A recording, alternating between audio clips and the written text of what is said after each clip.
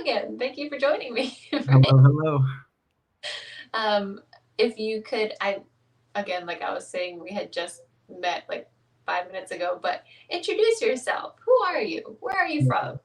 Yeah, well, first I want to say I don't feel like we just met because I feel like I watched like a 15-minute video of you once cutting an onion, talking Oh my about your God. talking about your mom's nonprofit or something like that.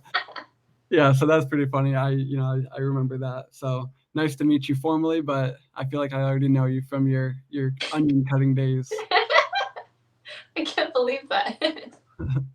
Yeah, but my name's Rick Sheldon. I am a member of Sub Two, obviously. So I joined. I'm coming up here on my 3 year anniversary with Sub Two. So I remember I joined on February 21st, 2021. Wow. Yep, Congratulations. yep. So coming up pretty quick on that 3 year anniversary, and since I've been in Sub Two, made a ton of friends. Yeah, I love just Sub Two is amazing. So first of all, anybody thinking about join. It'll be worth it. Mhm. So, now that we got that out of the way, as I joined Sub Two, I got into wholesaling. I pivoted into some creative strategies, starting to do some raps and keeping the creative deals. Then eventually getting into just straight long-term rentals and things like that.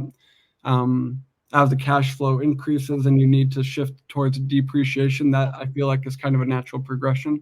Mhm. So over the course of 3 years, gone through that a bit, but at the beginning of 2023, I pivoted into offering my current business or my current product, which is Open Dispo. It's a white label version of the Go High Level CRM.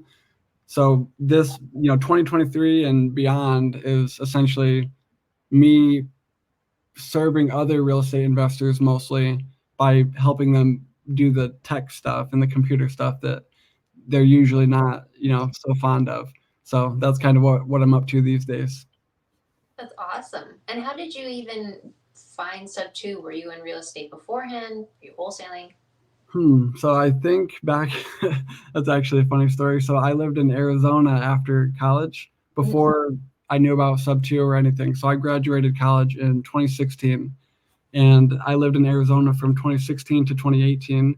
And I was getting interested in real estate at that time. I was reading Bigger Pockets books and listening to podcasts and all that. And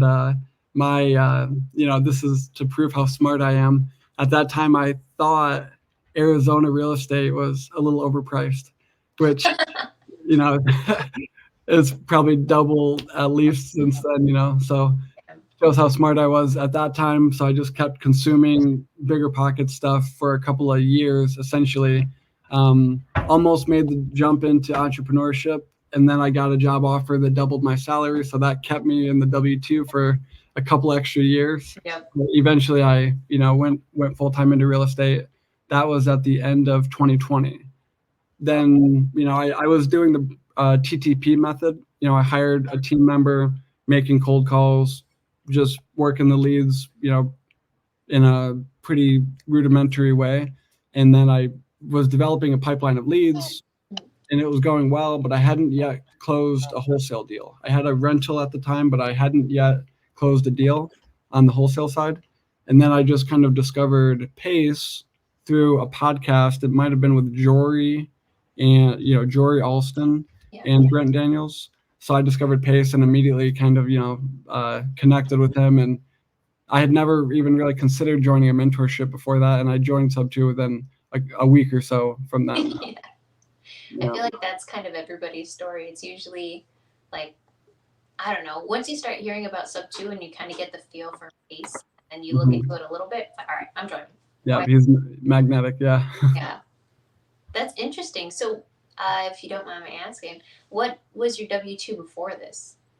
I used to sell chromatographs. What is that? Yeah, it's chemistry lab equipment. So I went to school for biology, and then I pivoted into business. The business classes just weren't all that much. They weren't that interesting.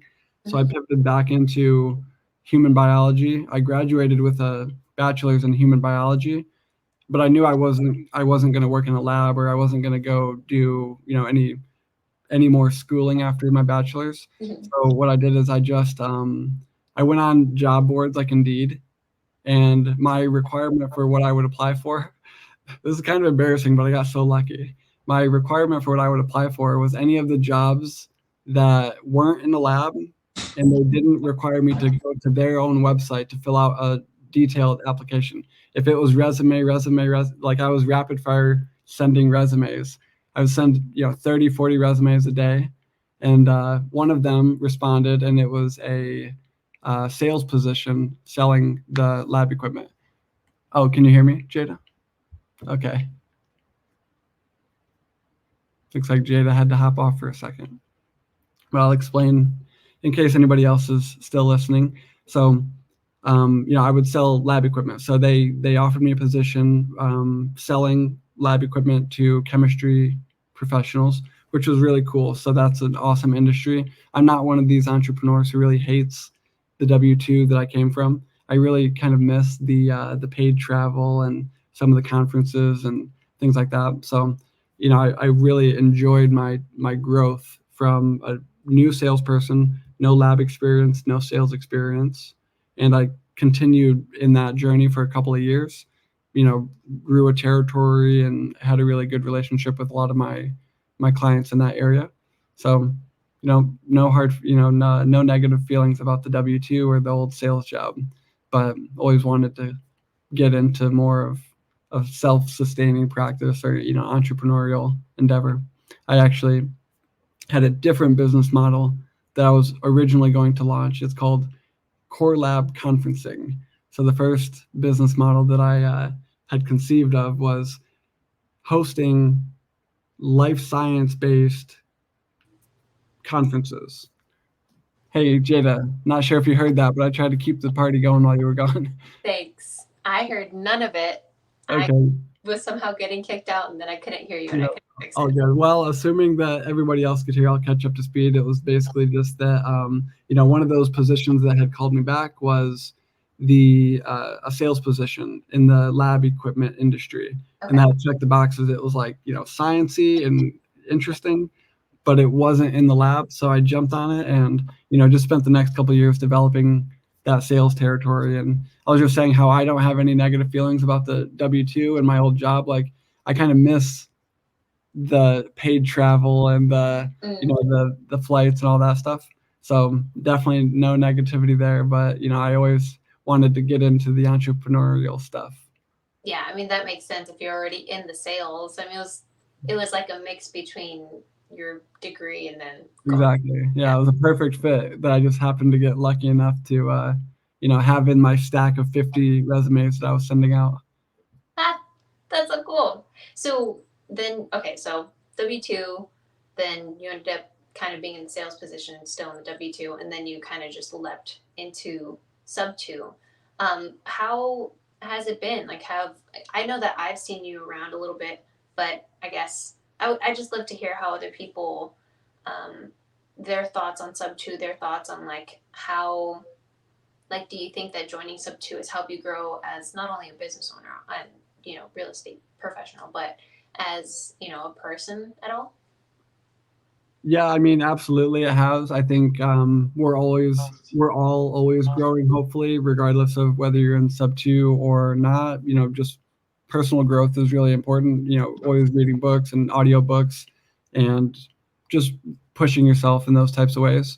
I think that's just in my nature. So being in sub 2 really highlights that and makes that really possible to become your best self because it like helps you rub elbows with a bunch of people you might never otherwise get to meet who are beyond where your goals were before you met them. Yep. Like your highest aspirations are like where they were 10 years ago. Yep.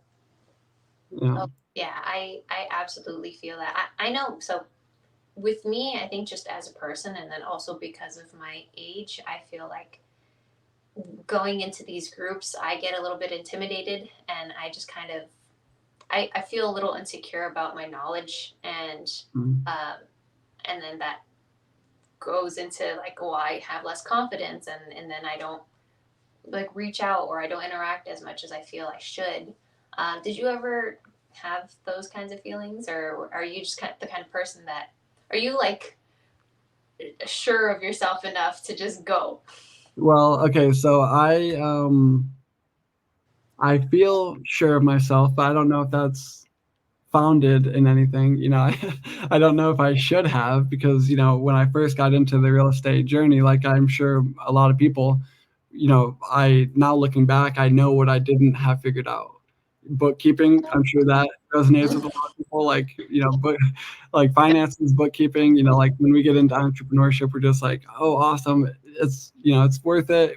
Buy this, buy that, buy this, and try everything and, try this after that.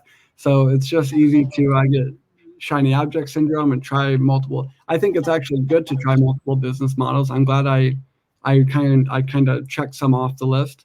But yeah, as you're getting started, you don't really know what you don't know, and bookkeeping just is a good one of that. I love to Oscar.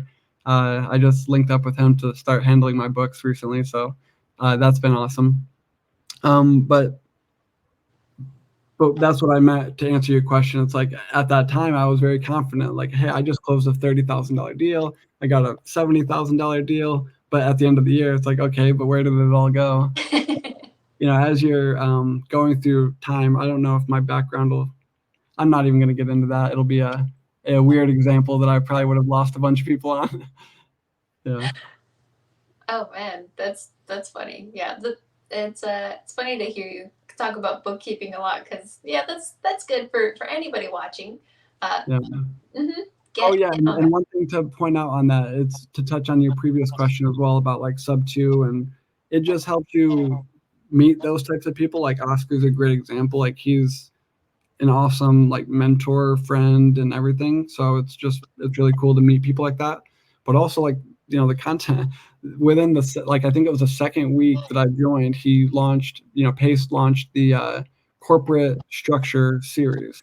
Oh And yeah. that's just amazing. Now even looking back, I do have the appropriate structure for the most part, and I owe it to Pace. And it's just there's a ton of different examples of how he just helps you level up, Hmm. how the community helps you level up. That's awesome. That's cool. And are you just a one man team, or do you have partners, or are you I guess essentially like the manager, and then you have employees? Yeah, so at the moment, with so Open Dispo is what I'm focusing on, like, basically all day long. So I think I mentioned it to you on the pre-show, but I just found out recently I technically don't even qualify for 2023 as a real estate professional. Hmm. That's unfortunate because I'm going to miss out on some tax savings, but that's because most of my income and time goes towards the SaaS business, the Open Dispo CRM business. So, um, I'm sorry, what was the question? I think I lost it a bit. Oh, are you like a one man Oh, right. Sorry yeah, so, as I've grown that, no, we've grown pretty steadily, so we're up to 90 some clients, 95 clients. So that takes, there's support tickets coming in, and the new clients have onboarding and things like that. So we have myself and I think 6 employees. Wow, Mhm. that's interesting. Yeah. I feel like that's a I don't know. I That's a lot of pressure for me. If I'm like the main dog, I I know that I mean I feel like everybody had kind of been like a one man show when they first get into like business because it's just easier. I don't know. Like it's difficult to get to try to convince somebody else to do business with you when you don't know what you're doing. Right. Yeah, so like when I was starting wholesaling or when I was doing Airbnb, everything at first was just all me. And I was so lucky that I found my partners, the KJ and Joseph Mudd, because that just took so much stress and responsibility off my Mm. plate. I love it. So props to you though, if you're just Yeah, man. I appreciate that. No, I think with the different business with real estate, I think it's amazing to have partners. Squad up. I'm going to the Squad Up Summit, by the way, in case anybody else is gonna be there. Hit me up. But the SaaS business, I've I've really tried to make a couple partnerships work. Not that, we had partners that we joined and split with, just partnerships that I was entertaining to build it, larger and faster. Yeah. I just feel like with the SaaS business, it's not needed, kind of one driver making decisions about the template and things like that. It's proven to be pretty effective, and my team is really awesome. Kind of what I've tapped into, I guess, is a pretty cool niche with team members. So my first team member, who's helped me launch the entire platform, Mhm. he is out of Pakistan, and he's awesome. He's really smart. He's been using, Go High Level platform for a long time. And he and I have really built this thing together.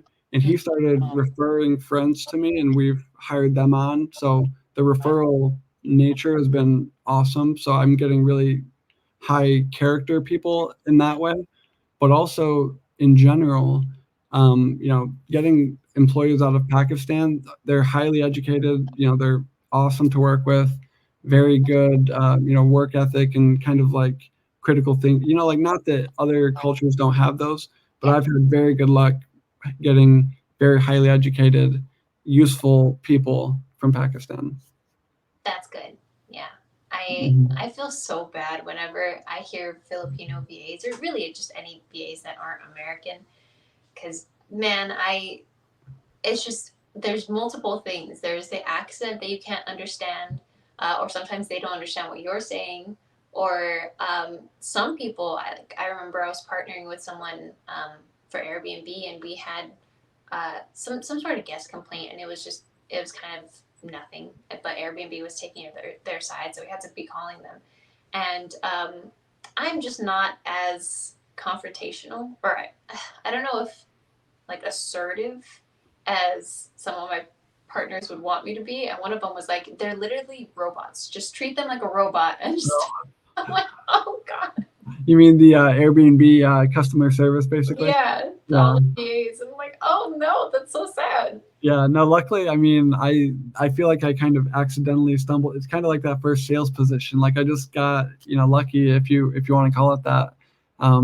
I attracted the appropriate person who was a great fit, and yeah, the cultures and the styles really mesh well. So, like not only uh, the accent, but what's more important in my opinion is like when you tell them to do something, it's not can they understand the words that you're saying, it's not, can they understand the message that you're trying to get across, Yeah. and own that process and really, like build your, for example, I just hired my first HR employee, and Ooh. it's been amazing. She's got a bachelor or a master's degree, and she's building the entire HR division, strengthening our core values, building the talent acquisition branch. It's just awesome. That's really cool. And what is a SaaS business? Oh, software as a service. So whenever you sign up for any of these softwares, Batch Leads, PropStream, those are all SaaS businesses. That makes sense. Okay. Hmm. And what's the criteria to be a real estate professional, and how can somebody know if they count as one? Yeah, so take what I say with a grain of salt here, a big grain of salt, but the way I interpret it currently is that you have to have at least 750 hours, or I guess technically 751 hours at Mm. least that go into the real estate profession. That could be split among multiple different endeavors, like if you're wholesaling, flipping, and maybe lending. I'm not quite sure if that falls in, but if you're doing multiple things, they can total to that time frame. Mm. And I can do that one because I work so much. So I could work 750 hours on real estate this year, but the other part is the one that I don't think I can satisfy, which is that it also has to be more hours than anything else that you work on. So it has to be at least 750, and it has to be the majority of your time. And that's, I think, loosely tracked, but a calendar is a great example of how they might look at your activities and kind of see what does this person spend most of their time on. Oh, it's doing demo calls and discovery calls and all these things for the SaaS business, not managing rentals. Yeah. So I guess technically because of that, I don't qualify, but not to worry. I have another tax strategy coming down the line. What is it? Do you have enough to share about it? Yeah, it's pretty cut and dry, and not to scare anybody who's using Open Dispo, it's not in the cards anytime soon. But the idea is going to be that when I want to sell the business, I do it at the very beginning of a year. I take a big, influx of cash from the sale of the business, maybe, 3 to 5 million bucks, something like that. It's at the beginning of the year, so I have the rest of the year to achieve those statuses Mm. because I'll spend the rest of the year on real estate, spending the money that I just got selling that business. So you take the 30 million or the 3 million, you buy 30 million in real estate, for example. That will offset through depreciation all of the uh, all of the proceeds from the business. And since I do it early in the year, later on in the year, like as I qualify for the professional designation, now what that allows me to do is use the passive losses from the depreciation to offset the active income from the sale of the business. That's my understanding. So hopefully I'm not missing something and I get stuck with a big tax bill at the end. That's crazy. I never thought about actually strategizing when to sell a Mm-hmm. business. Dang, that's Yep. that's smart. How Yep. did you learn these things? Because that is something that I know that I'm interested in, and I know a lot of other people. Mm-hmm. And sometimes it's not even people that are business owners. Like, if like tax loopholes or just learning about taxes and tax strategies is so interesting.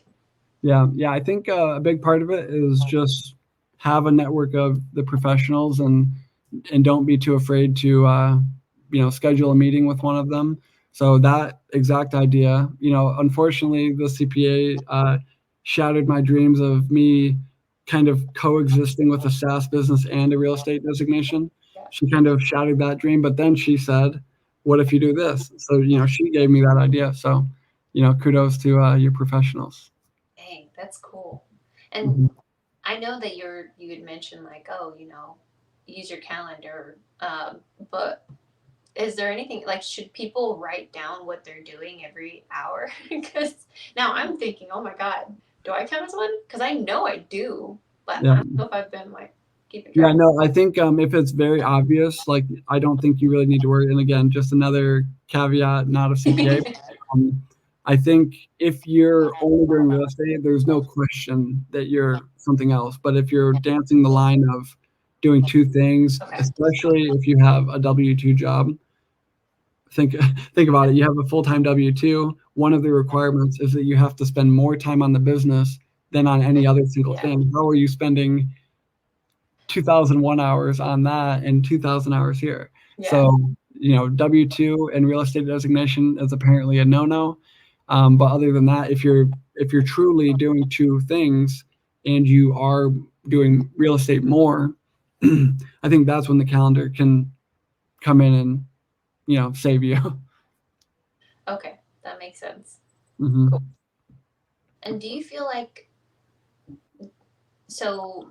I know like right before this, you were kind of talking about having grown a portfolio a little bit, and then now you're like really, really focused on the SaaS business. Are you more focused on it because you kind of have the goal to sell it in mind, or does it bring like any kind of like more fulfillment? Like, why do you? I guess that. What's the difference between that and then? Oh, Yeah. No, it's actually funny because now that I think about it, I actually don't plan to sell it, but I just love thinking about it in the terms of enterprise value. So I follow Alex Hormozy a lot. He's always talking about do this, it raises the value, churn rate, lifetime value, all these metrics and things that go into valuing a business. I okay. just find it really interesting. So I like to kind of track the growth of the business, but it's a nice cash cow. So I don't really want to sell it. Mm-hmm. I think the way I think about it is more of my engine that will allow me to go invest in other projects that I find more interesting.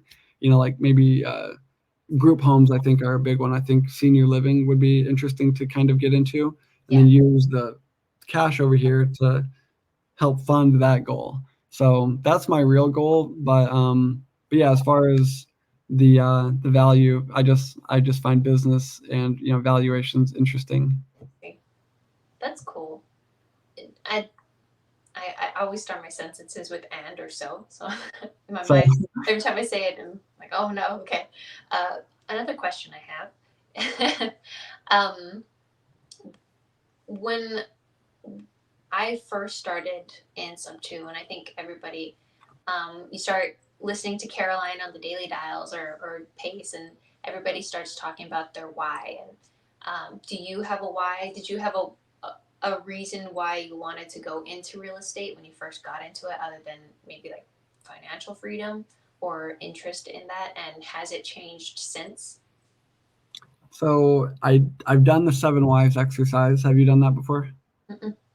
Have you heard of it? No. So I don't know where it's from, but it's a pretty cool like mindset or discovery type of process. So the idea is you ask yourself, what's my why? And then when you get your answer, you say, okay, why is that important? You ask why seven times in a row, kind of like getting to the root of why you're saying these things. Like, why are these things important? And it goes pretty deep. So, like this might not be a super obvious answer because you're like, what the heck? That doesn't make any sense. But when you start going to level 4, 5, 6, it's like, why is that important? I really, you got to dig Yeah. deep. And I guess what I came up with was I want to be able to affect change around me. Like I want to be like it's a tough world out there, especially with inflation and the dynamics between the classes and things. Yeah. I want to be, I want to put us in a good position. So I need to be able to control things. And I think that might tie back into my maybe a weakness of mine, who knows, but my response about open dispo, why I feel good as the sole owner. I'd like to be able to kind of make the changes I need to without getting approvals and things. That's interesting. That kind of reminds me of Pace ish. So I don't know if you saw, but I think he was on Keston's podcast a couple months ago. It was a good one. But he had started talking about, I guess, his why kind of to like start in real estate and like start the community. And he was mentioning that he got that drive one day when he was like, I don't know, 10 or something. He was a kid, and he has a big family. I think he has like 11 or 12 siblings, and his mom had taken him to go to the doctor for a checkup or a shot or something, and it was just them. And so on the drive back, they had gone to McDonald's or something, and she was asking him like what he wanted, and that was the first time that he actually felt like an individual. Because if you have so many kids, you're just like, all right, you guys get the same thing. It's too difficult or too expensive to like individualize. So, um, that's not the same as like being in control. But do you feel like and I don't know. Do you feel like there's something a little more in there and like why you want to? Yeah, no, exactly. I think that's what the seven whys kind of helps you start to understand. It's like what's in. You start knocking on that door, like what is in there. And I think yeah, it ties back into exactly that. It's like I want to be able to control things because because of where I came from and the upbringing I had and the challenges with growing up poor and things like that. So just I want to control. I really want to make sure that I take the bull by the horns and get what I can out of this life. Okay, that definitely makes sense. I know I grew up low income, but I didn't grow up like where we were struggling. It was a very middle. It was a low middle low income. Yeah, just But chill. yeah, and I don't. I feel like I kind of have some of that, but my mom was also a very go with the flow kind of person, so I'm like that a little more, where I feel like, okay, well, I want to make sure that what needs to get done gets done in terms of Mhm. what I think needs to get done, and if I'm not around people that I have confidence in, I'll just take control. I'll just do it, and for some situations, I'm trying to understand that I may not have as much control as I would like, and so I just try to like let go, let God. Yeah. Yeah. Yeah, no, I think I try to subscribe to that kind of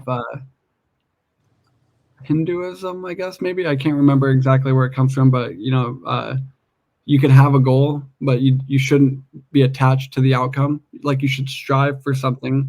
You should do it. In my opinion, I should do everything I can to control it and make it happen. Mhm. But if it doesn't happen, I'm not gonna beat myself up about it. Yeah, I But agree. I will make it happen. I like that. I'll make it happen. But if it doesn't, it's okay. But it will. It's fine. Yeah, exactly. That's funny. Have you ever, like I said, I've seen you around in Sub 2 and like the Facebook groups and stuff.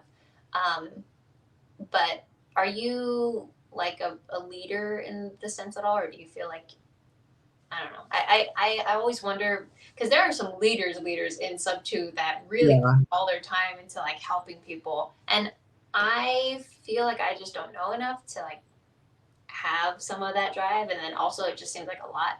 Did you ever have that, or are you just cool with being in your Well, I don't. Yeah. So I think exactly at the end there, kind of like I'm cool. Like I do feel like I try to bring a lot of value, and I'm helpful, and I give people advice when I can.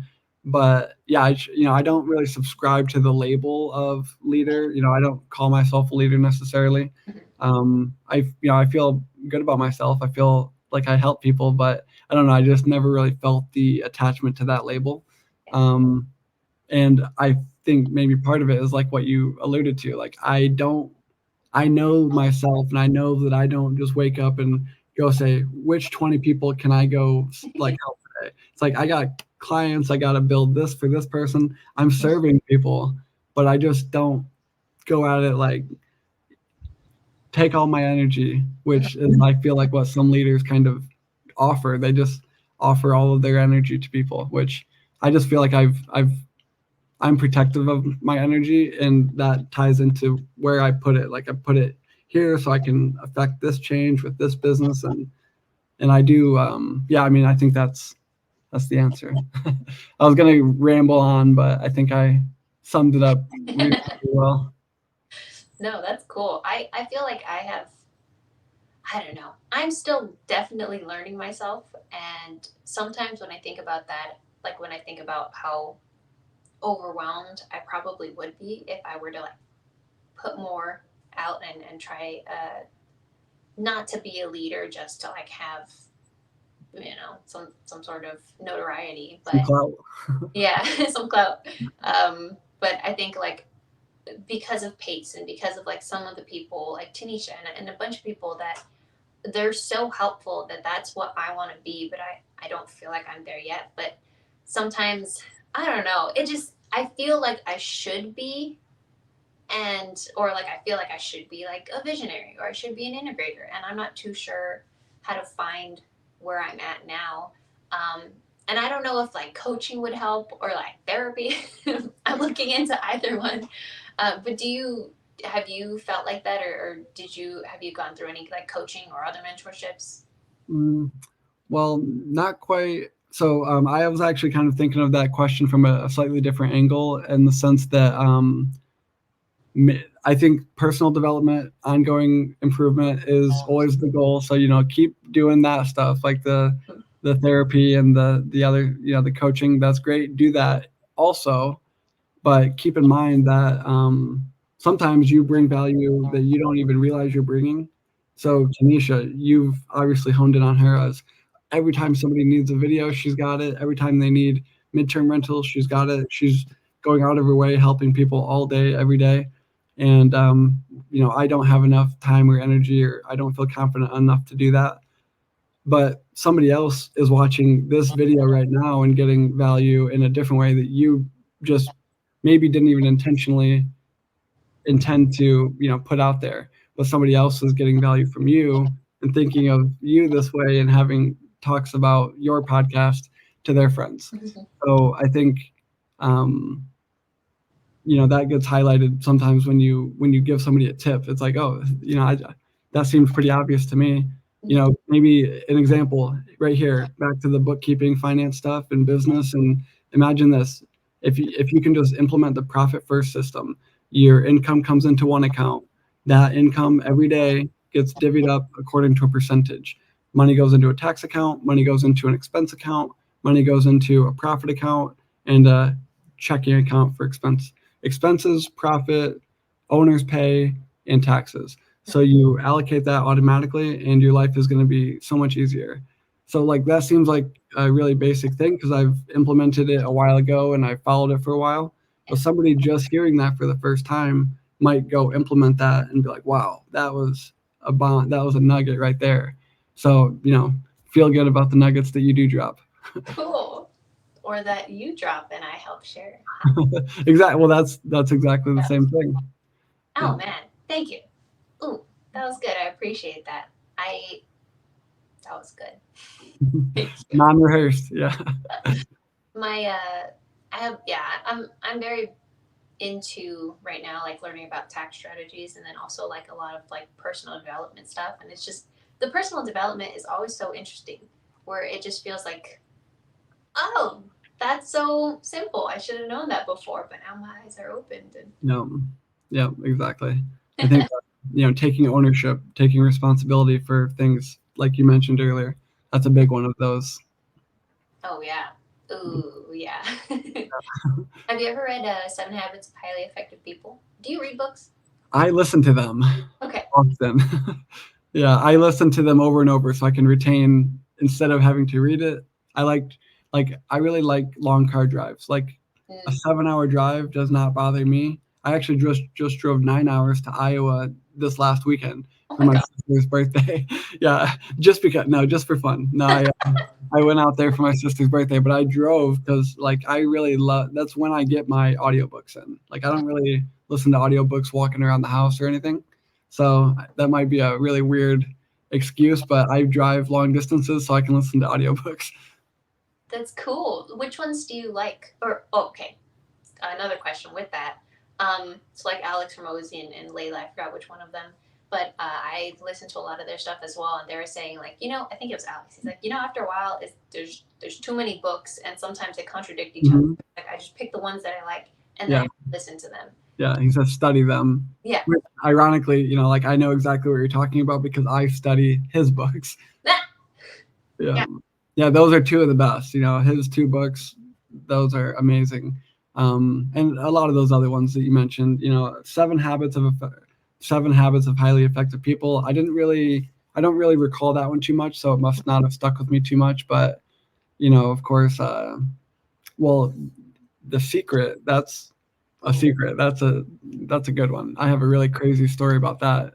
Maybe I'm caught up in their marketing. Who knows? But I'll tell you. So The Secret has a section about, it's all about law of attraction and Yeah. like attracts like, and it gets I'm all about that stuff. Mhm. And it was kind of getting a little bit much for me. About 3 quarters in, it started dragging on with some really weird example of if you just start thinking about getting checks in the mail instead of bills in the mail, then you'll get checks in the mail. Yeah. And it just said it so matter of factly, and I'm like, oh yeah, okay. I don't even get bills. Like this is 2022. Like what are you talking about? I get emails and I pay them. I don't get money or bills. And by the way, this was about a month. I started listening to the book about a month after I bought it. So I started listening to it. I forced myself to get to that point. I'm about to turn it off. I finished that drive, but before finishing the book, I got a freaking envelope in the mail, and it had a clear circle in the back, and it was showing two $1 bills. Like I got $2 mailed to. I keep it in my backpack. I got What? $2 mailed to me shortly after hearing that, like immediately after hearing it. Wow. Yeah. What was it even from? It was some unrelated, marketing gimmick of a different company, and that's my skeptical side was like, how did they time that so well to send me? And I'm like, no, they can't be. Like I looked it up, and it's totally. It seems totally unrelated. I'm like, that is some wild stuff. That's funny. Okay, this is so my mom I grew up on The Secret. She's very big on manifestation, but my dad is very pragmatic. So I'm kind of in between. Sometimes I'm really like, yeah, manifesting, and then other times I'm like, yeah, but also there's like a reason for it. But either way, I'm still all for it. So that's really funny because I was going to ask that earlier, or I was going to ask something along the lines of, like you were saying, how you kind of attracted the right people from Pakistan.